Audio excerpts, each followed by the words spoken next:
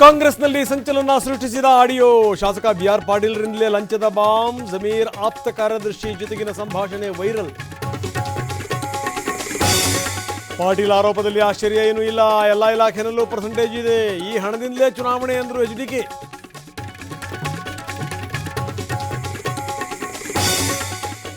ಸ್ವಪಕ್ಷದ ಶಾಸಕರಿಂದಲೇ ಭ್ರಷ್ಟಾಚಾರದ ಆರೋಪ.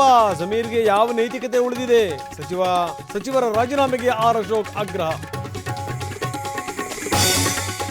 ಅತೃಪ್ತಿ ಇದೆ ಅನ್ನೋದು ನಿಜ, ಅಸಮಾಧಾನಿತರ ಜೊತೆ ಚರ್ಚೆ ಮಾಡಿದ್ದೀವಿ, ಒಟ್ಟಾಗಿ ಬಗೆಹರಿಸಿಕೊಳ್ಳೋ ಪ್ರಯತ್ನ ಅಂದರು ವಿಜೇಂದ್ರ. ದೂದ್ ಗಂಗಾ ನದಿ ತೀರದಲ್ಲಿ ಪ್ರವಾಹ ಭೀತಿ. ಚಿಕ್ಕೋಡಿಯಲ್ಲಿ ದರ್ಗಾ ಜಲದಿಗ್ಬಂಧನ. 100 ಎಕರೆ ಜಮೀನುಗಳು ಜಲಾವೃತ. ಏರ್ ಇಂಡಿಯಾ ವಿಮಾನಗಳಲ್ಲಿ ಮತ್ತೆ ಸಮಸ್ಯೆ. 8 ಫ್ಲೈಟ್ಗಳ ಸಂಚಾರ ರದ್ದು. ಇಂಡಿಗೋದಲ್ಲೂ ತಾಂತ್ರಿಕ ದೋಷ.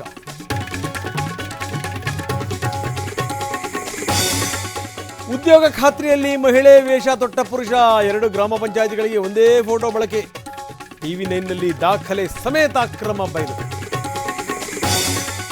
ಹಣ ಕೊಟ್ಟರೆ ಸಾಕು, ಬೇಕಾದಷ್ಟು ಮಾರ್ಕ್ಸ್. B.Ed ಅಂಕಪಟ್ಟಿಯಲ್ಲಿ ಭಾರೀ ಗೋಲ್ಮಾಲ್. TV9ನಲ್ಲಿ ಗುಲ್ಬರ್ಗಾ ವಿವಿಯ ಕರ್ಮಕಾಂಡ ಅನಾವರಣ.